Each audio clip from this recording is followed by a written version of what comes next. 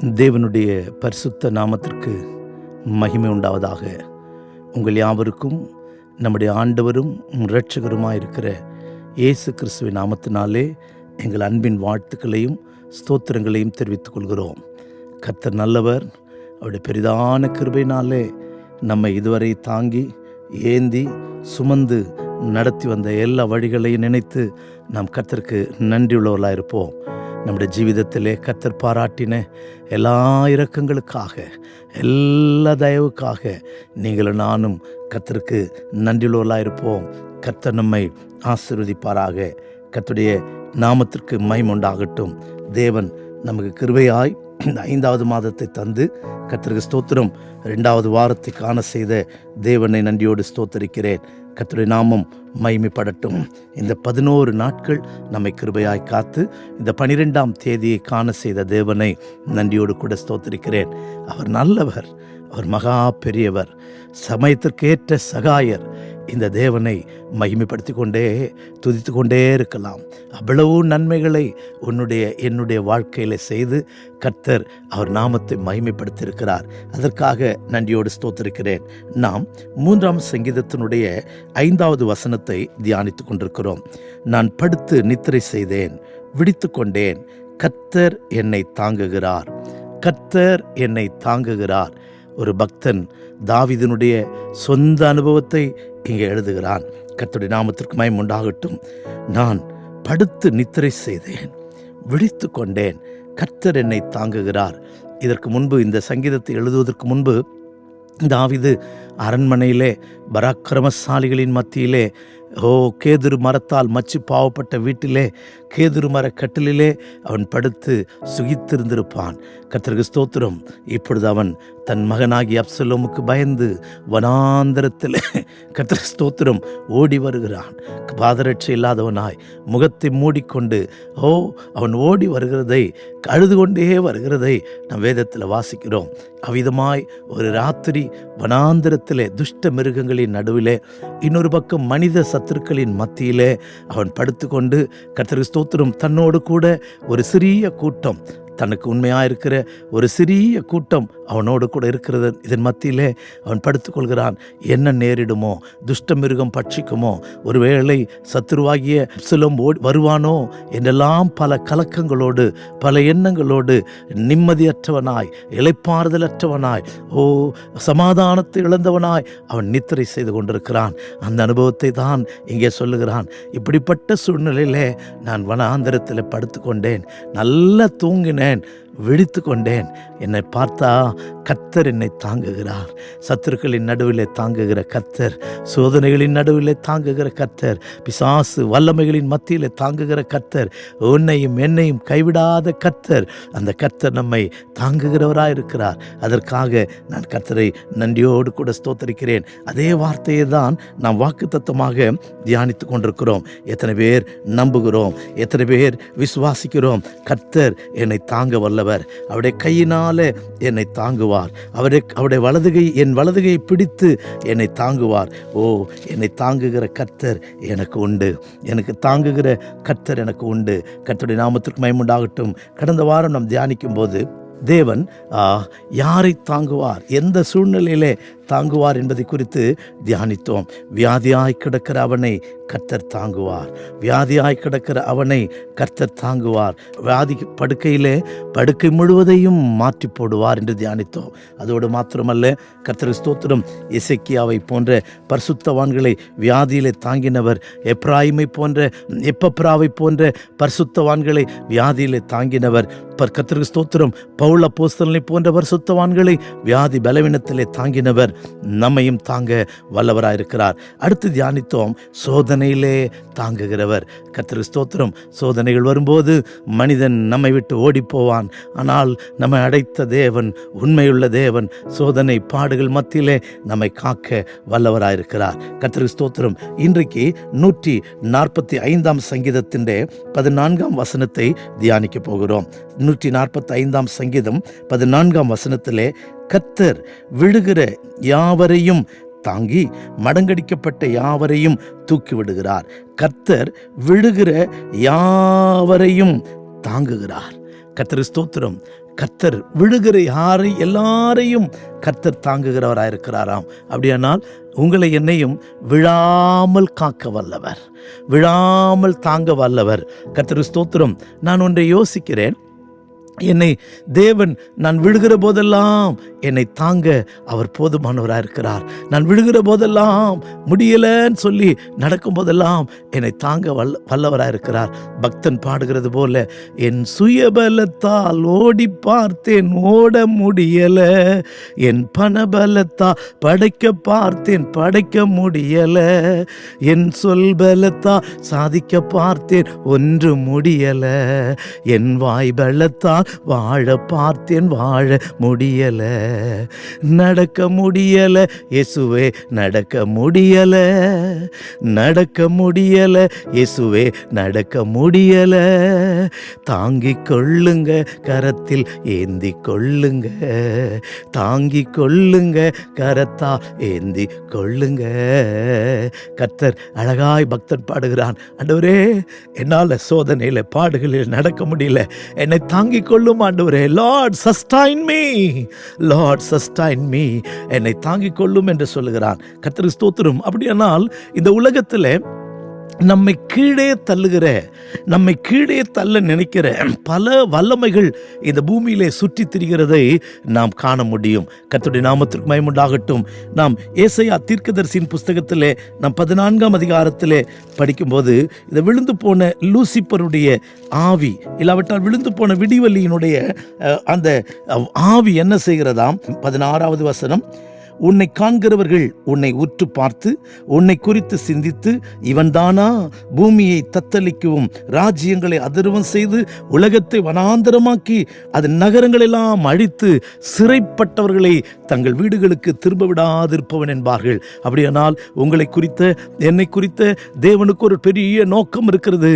என்ன நோக்கம் என்றால், உங்களை என்னையும் தன்னுடைய நித்திய வீட்டுக்கு அவர் அழைத்து கொண்டு செல்ல விரும்புகிறார். பரலோக வீட்டுக்கு அழைத்து கொண்டு செல்ல விரும்புகிறார். ஒரு ஸ்தலத்தை ஆயத்தம் பண்ணுவேன் என்று சொன்னாரே, அந்த வீட்டுக்கு உங்களை என்னை அழைத்து கொண்டு போக, அந்த பரலோக வாழ்வை கொடுக்க கர்த்தர் ஆசிக்கிறார். ஆனால் இந்த உலகத்தை வனாந்தரமாக்கினவன் பிசாசானவன் உங்களை என்னையும் கீழே விடத்தல்ல எத்தனிக்கிறான். உங்களை அந்த நித்திய வீட்டுக்கு போகாதபடிக்கு கீழே விடத்தல்ல எத்தனிக்கிறான். ஆனபடினால்தான் ஜெபங்களிலே நாம் சோர்ந்து போகிறோம், உபவாசத்திலே சோர்ந்து போகிறோம், பதில் கிடைக்காவிட்டால் விடாய்த்து போகிறோம். ஆனபடினால் தான் ஜெபத்தில் முன்னேற முடியல. கொஞ்சம் ஜான் ஏறினா முழம் சறுக்குது அப்படின்னு சொல்றாங்களே, அதுபோல நம்முடைய ஜீவியத்தில் நாம் கர்த்தருக்கு ஸ்தோத்திரம் ஏறுகிறோம், ஆனால் கீழே விழுந்துகிட்டே இருக்கிறோம். ஆனாலும் கர்த்தர் தாங்குகிறார், ஆனாலும் கர்த்தர் தாங்குகிறார், ஆனாலும் கர்த்தர் நம்மை தாங்குகிறார். கர்த்தர் ஸ்தோத்திரம். 1-2 காரியங்களை நம்மை விட தள்ளுகிற 1-2 காரியங்களை நாம் முதல்ல தியானிக்கலாம். கர்த்தர் ஸ்தோத்திரம். முதலாவதாக லூக்கா சுவிசேஷம் 4ஆம் அதிகாரம் 33ஆம் வசனத்திலிருந்து நாம் வாசிக்கும் போது, ஜெப ஆலயத்திலே அசுத்த ஆவி பிடித்திருந்த ஒரு மனுஷன் இருந்தான். அவன், ஐயோ நசரனாகி இயேசுவே, எங்களுக்கும் உமக்கும் என்ன? எங்களை கெடுக்கவா வந்தீர்? உம்மை இன்னார் என்று அறிவேன், நீர் தேவனுடைய பரிசுத்தர் என்று உரத்த சத்தமிட்டான். அதற்கு இயேசு, நீ பேசாமல் இவனை விட்டு புறப்பட்டு போ என்று அதட்டினார். அப்பொழுது பிசாசு அவனை ஜனங்களின் நடுவே விடத்தள்ளி அவனை ஒரு சேதமும் இல்லாமல் அவனை விட்டு போயிற்று. கர்த்தருக்கு ஸ்தோத்திரம். இங்கே இயேசு சுவாமி அந்த சத்துருவை அதட்டினதுனாலே, அந்த ஆவியை, பொல்லாத ஆவியை, அசுத்த ஆவியை அதட்டினதுனாலே அவனுக்கு ஒரு சேதத்தையும் அது உண்டு பண்ணல.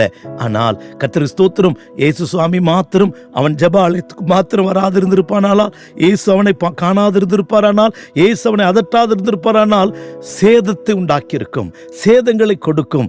நம்மை விழத்தள்ளுகிற நினைக்கிற அசுத்த ஆவிகளை குறித்து இங்கே படிக்கிறோம். உன் ஜீவியத்தில், உன்னை ஆவிக்குரிய ஜீவியத்தில் முன்னேற விடாமல், ஐஸ்வர்யத்தில் முன்னேற விடாமல், பிரச்சனைகளுக்கு மேல் பிரச்சனை, போராட்டத்திற்கு மேல் போராட்டம், உன்னுடைய எல்லா நிலைமைகளிலிருந்து உன்னை கீழே தள்ளும்படியா எத்தனிக்கிற அந்த அசுத்த ஆவியை நீ கண்டுபிடி. இன்றைக்கு இந்த இயேசுவினிடத்தில் ஓடி வந்து சொல்லு, ஆண்டவரே நசரனாகிய இயேசுவே என்று நீ அவரை கூப்பிடு, ஆண்டவரே என்று கூப்பிடு. இயேசு உனக்கு உதவி செய்ய அவர் வந்திருக்கிறார். வார்த்தையினாலே அந்த வல்லமைகளை, உன்னை விழத்தள்ள விரும்புகிற வல்லமைகளை, உன்னை கீழே விழத்தள்ள விரும்புகிற வல்லமைகளை, எல்லா ஆவிகளை கர்த்தர் துரத்த இயேசு போதுமானவராயிருக்கிறார். இயேசு போதுமானவராயிருக்கிறார். இரண்டாவதாக, மார்க்கு சுவிசேஷம் 9ஆம் அதிகாரத்திலே ஒரு மனுஷனை குறித்து படிக்கிறோம். அவன் இயேசுவினிடத்தில் வந்து அவன் தன் குமாரனுக்காக, தன் மகனுக்காக புலம்புகிறதை குறித்து 9ஆம் அதிகாரம் 17வது வசனத்திலிருந்து நமக்கு வாசிக்க முடியும். கர்த்தருடைய நாமத்திற்கு மகிமை உண்டாகட்டும். அப்பொழுது ஜனக்கூட்டத்தில் ஒருவன் அவரை நோக்கி, போதகரே, ஊமையான ஒரு ஆவி பிடிக்க என் மகன் உம்மிடத்தில் கொண்டு வந்தேன். அது அவனை எங்கே பிடித்தாலும் அங்கே அலைகழிக்கிறது. அப்பொழுது அவன் நுரை தள்ளி பல்லை கடித்து சோர்ந்து போகிறான். அதை துரத்தி விடும்படி உம்முடைய சீஷரிடத்தில் கேட்டேன், அவர்களால் கூடாமல் போயிற்று. கர்த்தருக்கு ஸ்தோத்திரம். அதை தொடர்ந்து வாசிக்கும் போது 21வது வசனத்தில் பாருங்கள். அவர் அவனுடைய தகப்பனை நோக்கி, இது இவனுக்கு உண்டாகி எவ்வளவு காலமாயிற்று என்று கேட்டார். அதற்கு அவன், சிறு வயது முதற்கொண்டே உண்டாயிருக்கிறது. இவனை கொல்லும்படி இது அநேக தரம் தீயிலும் தண்ணீரிலும் தள்ளிற்று.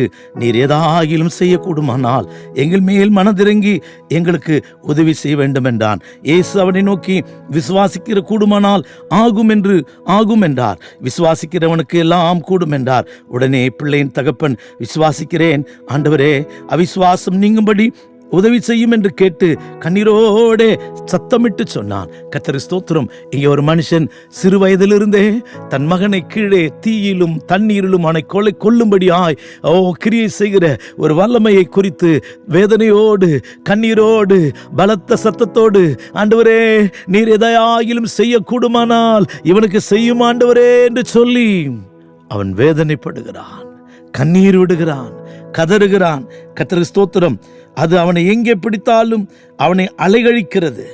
அலைகழிக்கிற ஆவி, நுரை தள்ளுகிற ஆவி, பல்லை கடிக்கிற ஆவி, சோர்ந்து போக பண்ணுகிற ஆவி. ஐயோ, எவ்வளவு பரிதாபம் இது!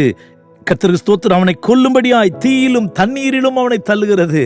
ஆண்டவரே, எதையாகிலும் செய்யக்கூடுமானால் செய்யும் ஆண்டவரே.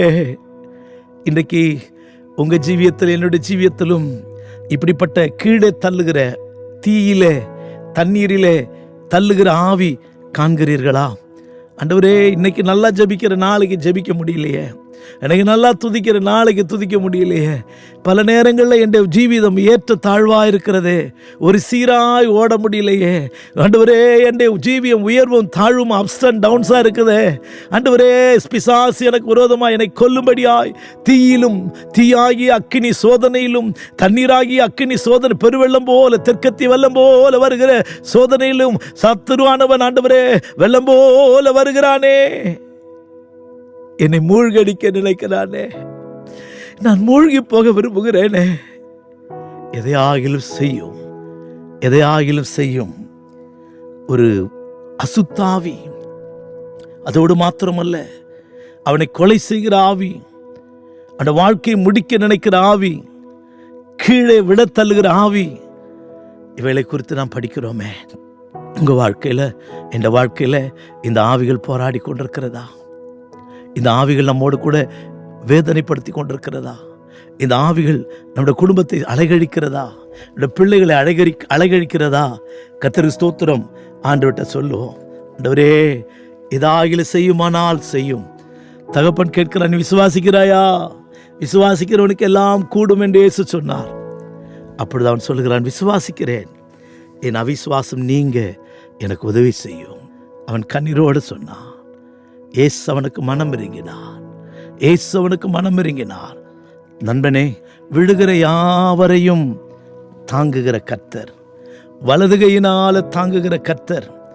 இந்த காலை வேளையில சத்துரு உன்னை விழ தள்ளும்படியாய், சத்துரு உன்னை கீழே தள்ளும்படியாய், சத்துரு உன்னை கொலை கொன்று போடும்படியாய், உன்னை தீயான அனுபவத்திலும் தண்ணீரின் அனுபவத்திலும் அடிக்கடி நுரை தள்ளுகிற அனுபவத்திலும் பற்களை கடிக்கிற அனுபவத்திலும் முகபாவனை மாறுகிற அனுபவத்திலும் நீ மாற்றப்படுகிறாயா? இது சத்துருடைய வேதனை. அலைகழிக்கிறதா? நிம்மதியில்லாமல் அங்கும் இங்கும் ஓடி அலைகழிக்கப்படுகிறாயா? பல்லை கடித்து நீ அடிக்கடி சோர்ந்து போகிறாயா? மெய்யாகவே இது சாத்தான் உன்னை விழத்தள்ளும்படியாய் போராடுகிற ஆவி. இந்த வல்லமைகளுக்கு கர்த்தர் உன்னை பார்த்து சொல்லுகிறார், மனதுருக்கமுள்ள கர்த்தர் சொல்லுகிறார், விழுகிற யாவரையும் நான் தாங்குகிறேன். உனக்கு விரோதமாய் சத்துரு எவ்வளவா எழும்பி வந்தாலும் உன்னை தாங்குகிற கர்த்தர் உன்னோடு கூட இருக்கிறார், உன்னோடு கூட இருக்கிறார். வெளிப்படுத்தின விசேஷம் 12ஆம் அதிகாரத்திலே அங்கே நான் வாசிக்கும்போது வானத்தில் ஒரு அடையாளம் காணப்பட்டதை குறித்து படிக்கிறோம். அன்றியும் ஒரு பெரிய அடையாளம் வானத்திலே காணப்பட்டது. ஒரு ஸ்திரீ சூரியனை அணிந்திருந்தால், அவள் பாதங்களின் கீழே சந்திரனும் அவள் சிரசின் மேல் 12 நட்சத்திரங்களும் உள்ள கிரீடமும் இருந்தன. அவள் கற்பவதியாயிருந்து பிரசவ வேதனை அடைந்து பிள்ளை பெறும்படி வருத்தப்பட்டு அலறினாள். அப்பொழுது வேறொரு அடையாளம் வானத்திலே காணப்பட்டது. 7 தலைகளையும் 10 கொம்புகளையும் தன் தலையின் மேல் 7 முடிகளையும் உடைய சிவப்பான பெரிய வலு சர்ப்பம் இருந்தது. 4ஆம் வசனத்திலே, அதன் வால் வானத்தின் நட்சத்திரங்களின் 1/3 பங்கு இழுத்து அவைகளை பூமியிலே விட தள்ளிற்று. கர்த்தருக்கு ஸ்தோத்திரம். இங்கே ஒரு வல்லமை குறித்து படிக்கிறோம். ஒரு வால் பிரகாசிக்கிற நட்சத்திரங்களிலே 1/3 பங்கு நட்சத்திரத்தை வலு சர்ப்பத்தின் வால் அது பூமியில விட தள்ளிற்றான். கர்த்தருக்கு ஸ்தோத்திரம். அப்படியானால் நீங்கள் நானும் பிரகாசிக்க வேண்டும் என்பது கர்த்தருடைய விருப்பம், கர்த்தருடைய சித்தம். பிலிப்பியர் நிருபம் 2ஆம் அதிகாரத்திலே அப்போஸ்தலனாகிய பவுல் சொல்லும்போது, ஜீவ வசனத்தை பிடித்து கொண்டு சுடர்களைப் போல பிரகாசிக்கிற நீங்கள் என்று எழுதப்பட்டிருக்கிறது. ஜீவ வசனத்தை பிடித்து கொண்டு உலகத்திலே சுடர்களைப் போல பிரகாசிக்கிற நீங்கள், கோணலும் மாறுபாடுமான சந்ததி நடுவிலே குற்றமற்றவர்களும் கபடற்றவர்களும் தேவனுடைய மாசற்ற பிள்ளைகளாயிருக்க வேணும். அப்படியானால் பிசாசு பிரகாசிக்கிற நட்சத்திரங்களை நோக்கி பார்க்கிறான். தன் வாளினாலே அவர்களை கீழே விட தள்ளுகிறான். பிரகாசிக்கிற நட்சத்திரமாயிருக்கிற உன்னை, சுடர்களைப் போல வைத்திருக்கிற உன்னையும் என்னையும் பிசாசு கீழே தள்ள எச்சரிக்கிறான். அப்படியானால் இந்த பிசாசு யார்? இந்த வாள் யார்? இது கள்ள தீர்க்கதரிசியை காண்பிக்கிறது. கர்த்தருடைய நாமத்திற்கு மகிமை உண்டாகட்டும். மூப்பனும் கனம் பொருந்தியவனுமே தலை, பொய் போதகம் பண்ணுகிற தீர்க்கதரிசியே அதன் வாள் என்று எழுதப்பட்டிருக்கிறது. கர்த்தருடைய நாமத்திற்கு மகிமை உண்டாகட்டும். அப்படியானால் பொய் தீர்க்க தரிசனங்களாலே ஜனங்கள் இன்றைக்கு அநேகர் தேவனை விட்டு, சத்தியத்தை விட்டு, கிறிஸ்துவை விட்டு, தேவனை விட்டு தூரம் போய் கொண்டிருக்கிறார்கள். ஆம் பிரியமானவர்களே, நீங்களும் நானும் பிசாசின் வாளினால் இழுக்கப்பட்டிருக்கிறோமா? இன்றைக்கு உலகத்தில் நடக்கிற ஆராதனைகள், இன்றைக்கு உலகத்தில் நடக்கிற பிரசங்கங்கள், உலகத்தில் நடக்கிற கிரியைகள், இவையெல்லாம் பார்க்கும்போது கர்த்தருக்கு ஸ்தோத்திரம். ஓ, பிசாசின் வாள் ஜனங்களை, அப்பாவி ஜனங்களை, அன்புள்ள ஜனங்களை, தேவனை நேசிக்கிற ஜனங்களை அது கீழே விழத்தள்ளும்படியாய் எத்தனித்து கொண்டே இருக்கிறது. எவ்வளோ பரிதாபம்! தேவன் விழுகிற யாவையும் தாங்குகிறார் என்று வேதம் சொல்லுகிறது. கர்த்தர் உங்களையும் என்னையும் தாங்க வல்லமையுள்ளவராயிருக்கிறார். உங்களை என்னையும் தாங்க போதுமானவராயிருக்கிறார். நீ ஒரு பிரகாசிக்கிற நட்சத்திரம், நீ ஒரு பிரகாசிக்கிற நட்சத்திரம். மறந்து போகாதே. கர்த்தருக்கு ஸ்தோத்திரம். ஏசாயா 9:15 அழகாய் சொல்லுகிறது, மூப்பனும் கனம்பொருந்தியனுமே தலை, பொய் போதகம் பண்ணுகிற தீர்க்கதரிசியே வாள். கர்த்தருக்கு ஸ்தோத்திரம். பொய்யான ஜனங்களை வஞ்சிக்கிற, நயவஞ்சகமாய் பேசுகிற, கலப்பு உபதேசங்களை பேசுகிற எத்தனையோ உபதேசங்கள் சபைகளிலே பெருகிற்று. ஒருவன் சொல்லுகிறான், 40 நாள் உபவாசத்தை விட ஒரு ஸ்டெப் வச்சு ஆடினா அதுல பவர் அதிகம். கர்த்தருக்கு ஸ்தோத்திரம். இங்கே அங்கே என்று என்னெல்லாமோ சொல்றாங்க. ஒரு கூட்டத்தார் முத்திரை உடைக்கப்பட்டு இது 3வது முத்திரை உடைக்கப்படுகிற காலத்தில் வந்திருக்கிறோம் சொல்றாங்க. அப்படியானால் நாம் கேட்ட பழைய சத்தியங்கள் எங்கே? உபதேசங்கள் எங்கே? எப்பொழுது அந்தி கிறிஸ்து வருவான்? எப்பொழுது முத்திரைகள் உடைக்கப்படும்? ஏன் ஜனங்களை வஞ்சிக்கிறார்கள்? எங்களுக்கு ஏதோ ரொம்ப தெரிந்தது போல, நாங்கள் எல்லாம் வேதத்தில் பயங்கர பக்திமான்களைப் போல இருக்கிறதை போல தங்களை காண்பித்துக் கொள்வதற்காக இப்படி அநேக துருபதேசங்கள், ஆடல் பாடல் ஆட்டம் பாட்டம், ஒரே செழிப்பின் உபதேசம், இதெல்லாம் பிசாசின் வாள். பெரிய ஜனம், பெருங்கூட்டம். கர்த்தருக்கு ஸ்தோத்திரம். ஓ, இந்த வாளுக்கு இரையாய் போயிருக்கிறார்கள். இந்த வாளினாலே பீடிக்கப்பட்டு பூமியில விழுந்து கொண்டிருக்கிறார்கள்.